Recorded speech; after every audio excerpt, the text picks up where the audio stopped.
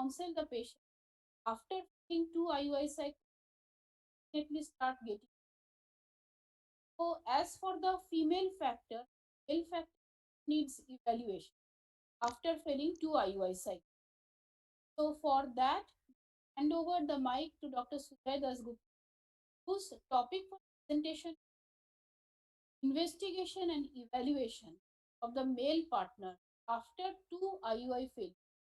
Dr. Sudhay Dasgupta is a very young and upcoming gynecologist, a very dynamic person and an excellent orator. He is a member of the managing committee of Bengal Obstetric and Gynecology. He is also a member of the endocrinology committee OXY.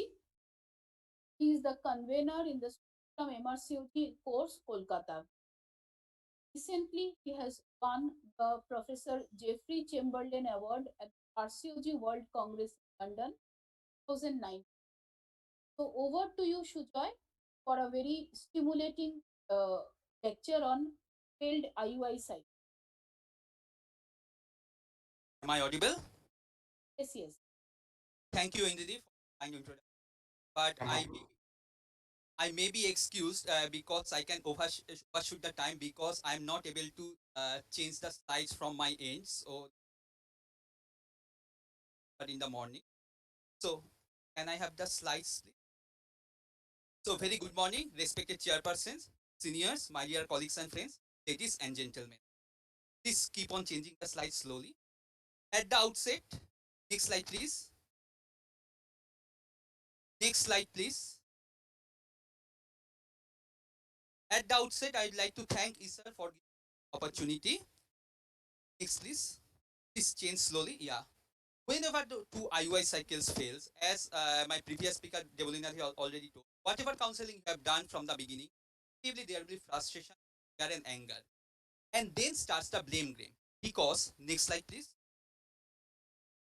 Unfortunately, the treatment burden of male infertility falls on the female partner. So there are some authors who have questioned the rationality of a female partner to undergo ovarian stimulation and aggressive invasive treatment just because her partner is having some problem. Therefore, this review published in 2020, they recommended that male fertility should rather be viewed as female health problem because if we simplify the male infertility, we can reduce the invasiveness of treatment in the female partner. Next slide, please. So, when the treatment fails, we start with by revisiting the history and the examination. Of course, we all take history from the beginning, but again, we have to review it with cycles. Age and duration of subfertility, you cannot modify them. Lifestyle changes, something we can do. Chronic fungal scrotal dermatitis is something we often ignore, but it has been found that in this case, there is documented fungal infection. Antifungal treatment can significantly sperm count. Certain occupations are at risk, we know. In medical history, particularly diabetes, undiagnosed diabetes may be the cause of oligospermia. Proper diabetes may improve the sperm count. Surgical history is important. But regarding drug history, apart from chemotherapy, which often cannot reverse the effects of chemotherapy, sulfasalazine is not very uncommon because many men are taking it for rheumatological conditions. If we are able to replace it, sperm counts can become normal. Next, please. And for sexual history, we have to take it because this may represent psychological factors or maybe the sign symptom underlying hypogonadism. Now, regarding the examinations, we often feel shaky while examining the male patient. Our examination is very important, particularly testicular size, consistency, and the location. And more importantly, please remember the varicocele examination is always clinical. Diagnosis of not be based on ultrasound, it's always clinical. Next slide, please. Now, why clinical examination is important? Because it has been found that abnormal sperm quality may be the earliest sign of testicular cancer, which, if detected at the early stage, may have very good prognosis. Next, please. And interestingly, it has been found that men who are suffering from infertility may develop testicular cancer later on. As a result, it's our duty to show the men, particularly who are having atrophic testes, who had cryptorchidism, or who had testicular microcalcification in ultrasound, we should teach them how to do self-testicular examination because in that way we can cancer in these men by the earliest possible time. Next, please. So after history comes the age-old testing, the semen analysis. Now, you know that WHO has changed their recommendation from time to time, and nowadays we are following the 2010 guideline of WHO, that is 5th edition. Next slide, please. Now, how it was developed? It was developed by analyzing the semen analysis of 1,953 men in different continents, and all of which became father within 1 year of unprotected intercourse. The 5th percentile was regarded as cutoff. So please remember, all the men included in this analysis were fertile. Even the men whose sperm concentration was less than 5 million per ml, he also became father within 1 year of intercourse. Therefore, this cutoff does not clearly represent any clear cutoff, clear distinction between fertility and sterility. Rather, they represent the cutoff beyond which some investigation, and it's well known that semen is notorious for because unlike other body fluids, well regulated system. Therefore, if a single semen analysis is abnormal, first of all, we have to make sure abstinence, proper abstinence were maintained. At the same time, long abstinence are not there, and the collection was complete. Therefore, if a single semen analysis is abnormal, we should not jump into conclusion. Rather, we should treat it after 3 months if there is mild abnormality, allowing the spermatogenesis cycle to be completed. However, if severe abnormality, the semen as soon as possible. The next slide, please. Now, this may seem very silly question from laboratory. Please remember, even in the US, most of the laboratories have found not to follow the WHO guideline. And last year in 2019, we have published our study, and we found that out of 211 labs of West Bengal, which we have studied, only 7% adhere to the WHO guideline regarding the cutoff and the reporting. So therefore, it's important to know from which lab you are doing the semen analysis. Next slide, please. Now, please see this semen analysis report. They have mentioned the cutoff as 20 million per ml, which is not true. And again, they found that the sperm concentration 23 million per ml. But see the diagnosis. Next, please. Oligospermia. So how can it become oligospermia? So therefore, how can you rely on this type of semen analysis report? Therefore, next slide, please. The semen analysis must be repeated from the authentic laboratories which are having in-house semen collection. Some men may have problem in collecting the semen, and it should have binocular microscope, Mackler chamber, and most important thing is presence of well-trained personnel. Next, please. Now, mild male factor we often talk about, but remember, there is no standard definition of mild male factor. In 2000 to 2010, it was defined based on the sperm concentration less than 5 million. But nowadays, we are defining it according to another term called total motile sperm count, which is basically the multiplication of the sperm concentration into semen volume into the total motility. And this is the worked out example. Therefore, if the total motile sperm count is 10 to 20 million, IUI gives very good success. If it is 5 to 10, IUI has reasonable success. In fact, in one randomized trial published in 2015, they found that in 5 to 10 million of total motile sperm count, 3 cycles of IUI can be as good as IV. However, the result is very poor if the total motile sperm is less than 5 million.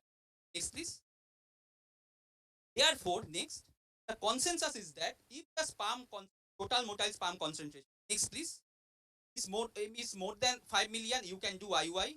If it is 1 to 5, ideally you should do IVF. If it is less than 1, even IVF is not enough. In that case, cease. However, next please. I think you all agree that sometimes patients insist on IUI even motile than 5 million. In that case, of course, have to counsel the patient. But what else we can do? Number one, we can double ejaculate. We can ask the men to give the sample twice on same day, if possible, because it has been found that second ejaculate often contains better quality of sperms, and it has been found to improve. Next thing is that we have to check the inseminating motile sperm count. That is, post-wash count is important. The post-wash count, total motile sperm count is more than 1 million, can do further IUI. However, if the IMSC is less than 1 million and morphology is compromised, 4%, there is no need of further IUI. Further IUI will not help. In that case, we have to go for ICSI.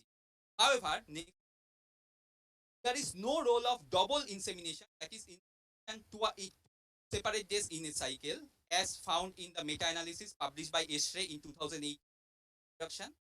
And at the same time, there is no evidence that any particular sperm washing technique led to another. Next, please. The next common issue is pus cell. We often see pus cell in this study, this Indonesian study. They found that leukocytopermia can a success in IUI. How you all know by antioxidant, oxidative stress and DNA damage. However, next, the relationship between male accessory gland infection and leukocytopermia is controversial. So whenever we see leukocytospermia, first of all, we have to ask about method of collection. Because some men may have collected it with coitus interruptus. So some vaginal cells may mimic the pus cells in microscopy. Hand washing for collection is very important. Ideally, every lab should round cell and pus cell by peroxidase, but unfortunately, of the labs they do not do it. They report all the types of round cells as pus cells.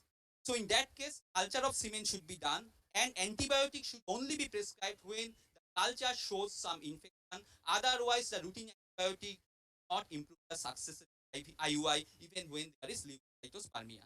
Slide please. However, the routine semen analysis tells little about the functional capacity of the sperm.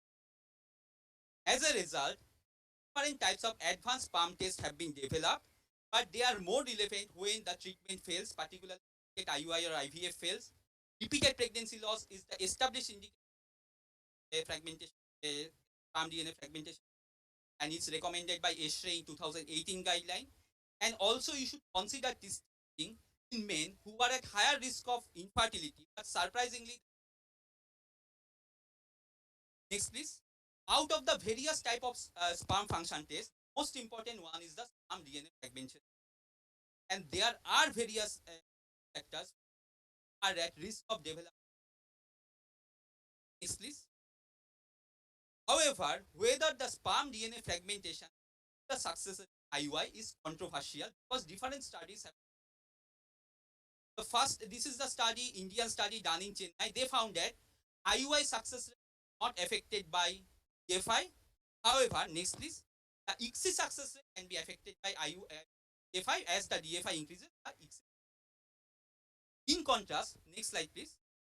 This is a Chinese study. I hope you will not beat me for Chinese study. They found that IUI success rate in terms of pregnancy rate, that pregnancy after IUI is independent of DNA. However, if the DFI is higher, there is higher chance of miscarriage after IUI. On the other hand, in IVF and ICSI, the DNA does not affect the success rate of in terms of pregnancy rate or miscarriage. So the next slide, please. This Italian study has reached a conclusion that if the DFI is less than 30%, you can do IUI, provided that other indications, right? However, if the DFI is more than 30%, repeat IUI is not justified. In that case, we have. Next, please. The next issue is imaging. Sometimes we advise blindly scrotal imaging and every does not help. Because imaging is needed when clinically you find some abnormality like some mass or atrophy. Particularly in post-mumps infection atrophy, it's important to do scrotal imaging because in that case there may be testicular microcalcification, the forerunner of malignancy, and scanning should be done when there is difficulty in clinical examination. Some men may be obese or some men have tight scrotum because of premature. In obese men, history of cryptorchidism, or when there is surgery to groin or scrotal area, in that case should be done. However, as I am repeatedly saying, varicocele should not be the indication for scanning because varicocele are diagnosed always clinical. Therefore, clinical examination cannot be by ultrascrotum. Next slide, please. Now, these two are very common picture we see the ultrasound of scrotum. Number one is, next please, epididymal cyst. Please remember, epididymal cyst does not cause infertility. Rather, if we treat it surgically, it lead to obstructive azoospermia. Therefore, if we find epididymal cyst, we should refer it for surgery when the man is having pain or when there is rapid increase in size, which is clinical, but the short period. And another thing, as I have already mentioned about the microcalcification, if it is there, in that case, we teach the man how to do the examination. Next is Like this, about the surgery, when to go surgery. Next, please. Now the varicose. As I am repeatedly saying, the varicose diagnosis is always. If you see that varicose only in ultrasound, but it's not evident. It's subclinical varicose. Does not have any sickness, not be treated. However, the clinical varicose of three types. Grade 1, palpable only during Valsalva when you ask the men to cough. Grade 2, next please, which is palpable at rest. And this is the picture of grade 3 varicose. Next please. That is, it is visible from at rest. That is, if you ask the man to stand and you examine him, see the man from this, the varicose, and this is grade 3 varicose, which can sometimes be benefited after surgery. Next slide, please. Overall, the indications of surgery in partial, the 2013 NICE guideline has against the use of varicose. However, the European Urology Association 2018 have mentioned certain criteria where you can do surgery in adult men. Number one is that very palpable clinically, that is no subclinical varicose. Number two, there should be subnormal semen parameters, that is there should not be the sperm. If the sperm parameters are normal, surgery should not be done. Number three, there should be some discrepancy in the testicular size. The side of varicocele, the testicle should be of smaller size. Number four, most important, is all other fertility factors should be evaluated. Good chance that couple can conceive naturally after varicocele. Now, there are various methods of varicocele surgery, but please remember embolization, particular atrophy. Therefore, in the context of fertility, next please, the indication of the only way by which we can improve the microsurgical varicocelectomy, lower complication and lower recurrence. Next please. Now, there are certain prognostic factors can predict whether after surgery can have almost normal or near normal sperm count. These are grade 3 varicocele, total motile sperm count more than 5 million, and high DNA fragmentation. In this case, these men are good candidates for. Next please. Now, this meta-analysis tried to find out the answer whether varicocelectomy improves the success rate of IUI. Unfortunately, they found that varicocelectomy will not increase the success rate of IUI, but it can increase the effects. Interestingly, next please, they have found that varicocelectomy, on the other hand, can reduce the invasiveness of ART. That is, in men, otherwise required TESA or TC, surgical sperm retrieval, he can be benefited from ejaculated sperm. If you are planning for ICSI before surgery, now you can plan for IVF. And if you are planning for IVF before surgery, now you can do IUI. So therefore, indirectly can increase the success of IUI. Next slide, please. Now, undescended testicle, adult, give me not uncommon, not as uncommon as we think, but unilateral undescended does not affect the fertility. However, bilateral cryptorchidism can affect the fertility, but can affect the fertility serious. Next, please. But remember, even when find cryptorchidism in adult, it's not the indication orchidectomy, particularly if the testicles are palpable in the inguinal region, because this testicle is still secreting some amount of testosterone, and it has been found that in men who are having bilateral, previous slide please, previous, who are having bilateral cryptorchidism in the adulthood and who are diagnosed with azoospermia, if you do orchidopexy in the adulthood, then in that case it can lead to appearance of some amount of sperm in the semen. But please remember, when we are advising this orchidopexy, we are referring this men to the urologist. We should request them to testicular biopsy, because these are more likely to harbor carcinoma in situ. Next slide, please. Now, the question of endocrine evaluation. Next slide, please. Keep this slide for a little longer. Now, endocrine evaluation, when the sperm concentration is than 10 million per ml, there is sexual dysfunction, or when there are clinical endocrinopathy. FSH, LH, testosterone, and HbA1c, that is diabetes, should be done as minimum. TSH and prolactin, it's not routine, depends on the clinical scenario. The first scenario is the testicular pathology, in which case we have to do the genetic screening, karyotyping, and Y chromosome. But please remember, in testicles there are two compartments. Number one is seminiferous compartment, which is control of FSH, and another is endocrine lytic compartment, which is the control of LH and CK. So if the testosterone and LH is normal, that is, if the lytic compartment is normal, selectively the spermatogenesis is affected, you will find normal LH and testosterone at FSH. On the other hand, if oval testicular affection, both the compartments have been affected, in that case both FSH will be higher and the testosterone will be. But there is another entity which we often forget, subclinical hypogonadism. That is, LH may be higher but testosterone lower. These are the men who are at risk of developing overt hypogonadism. So we should regularly monitor the LH man. The next scenario is hypo, that is FSH and H low and testosterone low. In that case, pituitary imaging is a must. The third scenario is particularly common in the athletes, because in that case, and they are often taking the anabolic steroids. In that case, you will find FSH, LH low and testosterone will be normal. The next slide, please. Now, the question is, when you find there is primary hypogonadism and testosterone is low, you like to advise testosterone supplementation to the fertile men?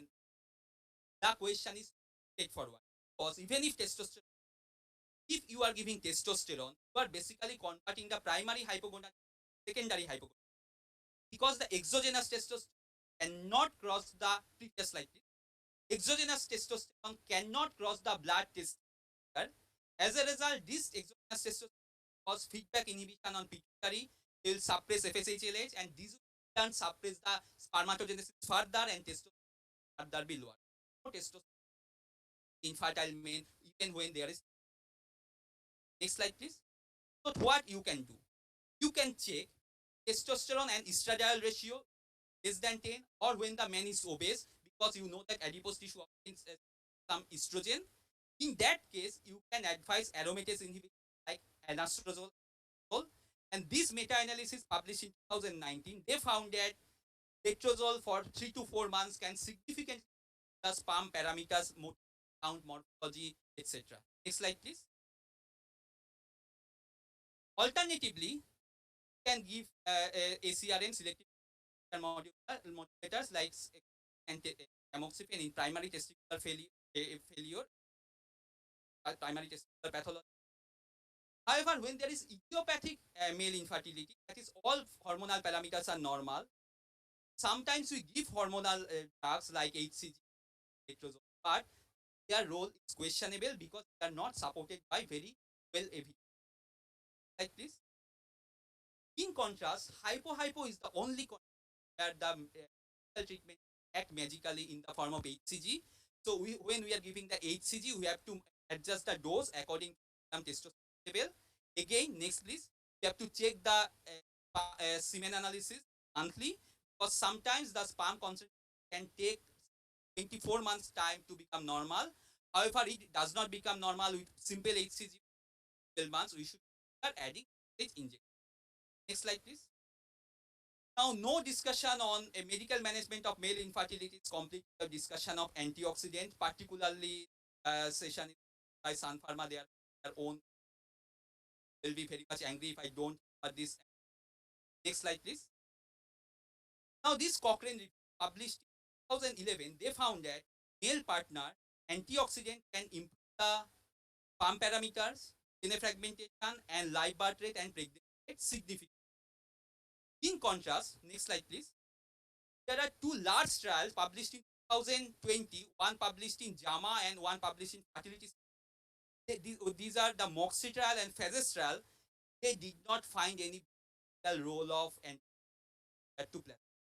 Therefore, Fertility Sterility published an editorial where they have made a comment that whether the time to withdraw the male antioxidant from the market, because there are some concerns that male antioxidants can actually harm the patient. Some amount of oxidation required for sperm capacity. Next, please. Having said that, the same Cochrane review that showed they published the first publication. They've updated their publication again after 9 years, 2009, and they found that antioxidants may improve live birth rate and pregnancy, an antioxidant does not increase the risk of miscarriage, but sometimes there may be troublesome side effects. However, the quality of evidence is low, so we need further some more robust quality of evidence. Next slide, please. But whatever medical treatment we of male infertility, yes, previous, we have to be careful because we should not extend the medical treatment beyond 3 to 6. If after 3 to 6 months we find that there is important to straightforward go for ART. Why? Next slide, please. Because next slide, next please. Because this cohort study published in 2010, they found that severe oligoasthenoteratozoospermia, if we leave this man untreated for the period of 6 months, 25% of these men can land up in azoospermia. So therefore, taking antioxidants or hormonal treatment years after year, not at all justified. Next, please. Therefore, in severe oligoasthenosteratozoospermia, the most important thing is to investigate the cause, because sometimes we find some reversible cause. Of course, ICSI is the treatment of choice in this case, but if they cannot afford ICSI right now, we should offer freezing of the sperm. Short trial of medical therapy can be tried. But if they insist on doing IUI, we can do IUI, but we have to take care of these things. Number one is the double ejaculate, and next is whether we can do further IUI or not, depends on the insemination sperm. Next slide, please. $1 question is how many cycles? Now, this ESHRE meta-analysis, at least we are doing the IUI for the first time, we should tell the couple that we have to do at least 3 cycles of it. But maximum how many cycles? ESHRE meta-analysis did not find the answer, because there is no clear-cut evidence what's the maximum time you can do IUI. But in practice, I think you all agree that most of the couples, they cannot keep patients after 3 to 4 cycles of IUI. So in our country, where it's not the couples has to bear the expenses, in that case, I think 10 3 to. Next, please. So therefore, if we find that pre-wash total motile sperm count is less than 5 or post-wash count is less than 1 million, we should consider lifestyle changes, medical and surgical therapy in selective cases, and then we should do the an analysis after 2 to 3.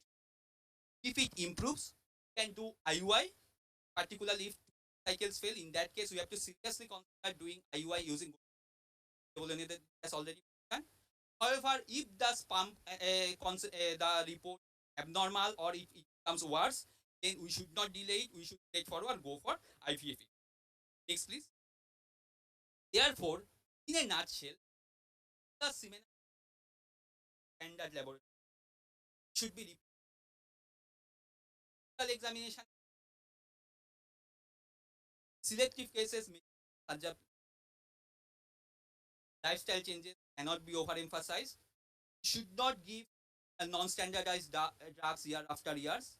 And whether after 2 cycles IUI failure, whether we can do further IUI or whether we can straightforward go for X, depends on the overall clinical. Thank you very much for your.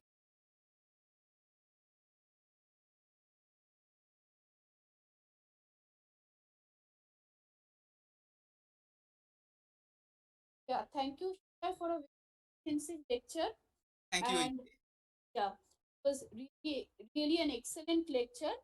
So if we go with Shreya, what we have to understand that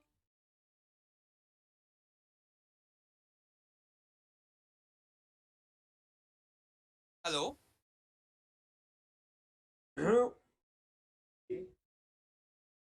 I think we have lost one.